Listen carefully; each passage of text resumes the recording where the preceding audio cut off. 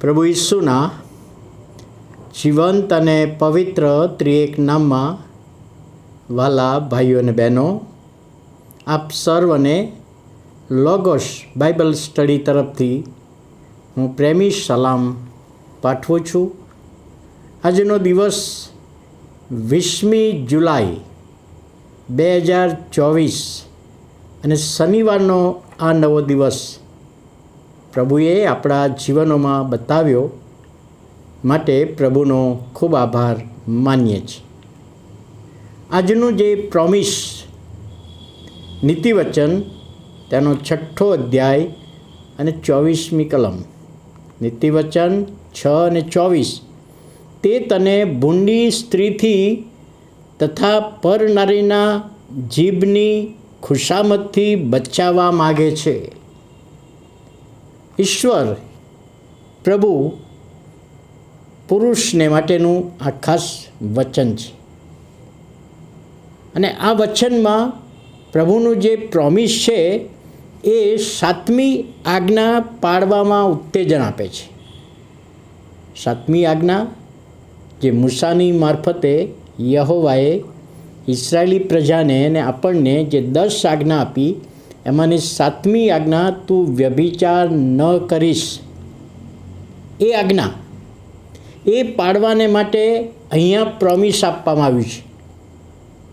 પ્રભુ કહે છે હું તને આજ્ઞા આપું છું, પણ અહીંયા પ્રોમિસ છે કે તે તને ભૂંડી સ્ત્રીથી તથા પરનારીના જીભની ખુશામતથી બચાવવા માગે છે. એટલે પ્રભુ બચાવે છે. એક પ્રોમિસ, પુરુષને માટેનું ખાસ પ્રોમિસ.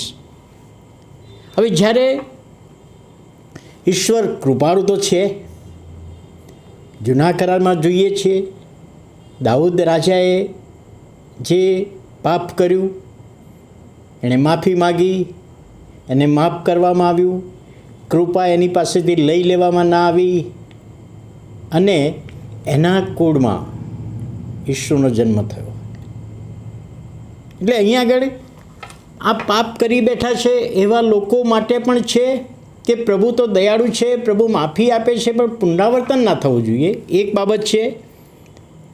અને શૈતાન આ ભૂંડી સ્ત્રીના માધ્યમથી એનું કાર્ય કરવા માગે છે. પ્રભુના એક સેવકે આ જ બાબત કહી છે કે શૈતાન એનું સામ્રાજ્ય મોટું કરવું હોય તો આવી સ્ત્રીનો અને 7મી આજ્ઞાનું ભંગ કરાવે. પછી પુરુષ હોય કે સ્ત્રી હોય, 7મી આજ્ઞાનો ભંગ કરાવીને પોતાના રાજ્યની વૃદ્ધિ કરી શકે છે. પણ અહીંયા પ્રભુનું વચન કહે છે કે જો આપણે પ્રભુમાં છીએ, પ્રભુના વચનોમાં છીએ, તો એવી ભૂંડી સ્ત્રીની વાતોથી અંજાઈ જતા નથી, એનાથી બંધાઈ જતા નથી. પણ પ્રભુનું વચન કહે છે હું તો તને એવી બાબતોથી દૂર રાખવા માગું છું, તને બચાવવા માગું છું. તો ભૂંડી સ્ત્રીથી બચાવવાને માટે તો અહીંયા 2 બાબતો છે. 2 બાબતોમાં ભૂંડી સ્ત્રીથી કોણ બચાવે છે? તો પહેલું વચન કહે છે, પહેલી બાબત કહે છે પ્રભુનું વચન, હું તારી વિરુદ્ધ પાપ ન કરું માટે મેં તારું વચન મારા હૃદયમાં રાખી મૂક્યું છે. તો એ વચન દ્વારા, જો વચન પ્રમાણે ચાલીએ છીએ અને વચન પ્રમાણે કોઈકે કહ્યું છે, મેં આજે કદાચ કોઈ જગ્યાએ વાંચ્યું કે બાઇબલ એ ઉચકીને ફરવાનું માધ્યમ નથી. બાઇબલ એ સાથે ઉચકીને ફરવાનું માધ્યમ નથી, પણ બાઇબલમાં જે લખેલું છે એ પાળવાનું માધ્યમ છે. વ્યક્તિ પોતાના હાથમાં બાઇબલ લઈને ફરે અને વ્યક્તિ એ બાઇબલના વચનો પોતાના જીવનમાં પાડીને ફરે, બહુ તફાવત છે. તો અહીંયા આગળ કહે છે કે પ્રભુનું વચન આપણને બચાવે છે. અને બીજી બાબત, પ્રભુ પોતે બચાવે છે. પ્રભુ સર્વશક્તિમાન ઈશ્વર છે, શૈતાનના બંધનમાંથી છોડાવનાર ઈશ્વર છે. તો એ ઈશ્વર પ્રભુ પોતે અહીંયા બચાવે છે. અને આગળ લખવામાં આવ્યું છે પરનારીના મુખની ખુશામત. શૈતાન બહુ જોરદાર રીતે કાર્ય કરે છે. પરનારી જે પોતાની પત્ની નથી એવી સ્ત્રી એના ખુશામત ભર્યા શબ્દો, ખુશામતને વખાણ કરતા શબ્દો એનાથી નુકસાન કરે છે, પુરુષને નુકસાન કરાવે છે. વખાણના શબ્દો હોય, નુકસાન કરાવનારા શબ્દો છે, તેનાથી પુરુષ ખેંચાઈ જાય છે અને આગળ જતાં પાપ કરી બેસે છે. આગળ જતાં પાપ કરી બેસે છે, શૈતાનના પક્ષે થઈ જાય છે અને પ્રભુનો પક્ષ, પ્રભુનો માર્ગ મૂકી દે છે. એવું ઘણા બધાના જીવનમાં બન્યું છે. ભૂતકાળ જો આપણે જોઈએ, ઇતિહાસમાં બન્યું છે, બાઇબલમાં બન્યું છે, આપણા સમાજમાં મંડળીઓમાં બન્યું છે કે ઈશ્વરનો માર્ગ, પ્રભુનું નામ મૂકીને શૈતાનના માર્ગમાં વળી ગયા છે.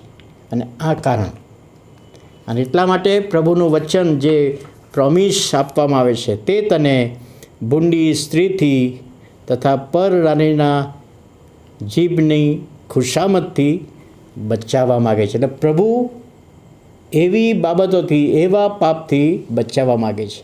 પ્રભુનું વચન એવા પાપથી બચાવે છે. ત્યારે પ્રભુનો આપણે આભાર માનીએ છીએ આ પ્રોમિસને માટે. પણ એ પ્રોમિસ પ્રભુ પૂરું કરવા માગે છે. એના માટે પ્રભુ આપણો સહકાર માગે છે. આપણે એને આધીન થઈએ, એને આધીન થઈએ એ બાબત આ વચનમાં લખવામાં આવી છે. સમજવામાં પ્રભુ સહાય કરે. પ્રાર્થના કરીએ. વાલા પ્રભુ, અમે તમારો આભાર માનીએ છીએ, તમારા નામને ધન્યવાદ આપીએ છીએ કે આજનો દિવસ તમે બતાવ્યો અને આજનું વચન દરેક પુરુષને માટે, સ્ત્રીને માટે સર્વ રીતે આશીર્વાદિત બને એવી વિનંતી અને પ્રાર્થના પ્રભુ ઈસુના નામે સાંભળો અને માન્ય કરો. આમેન.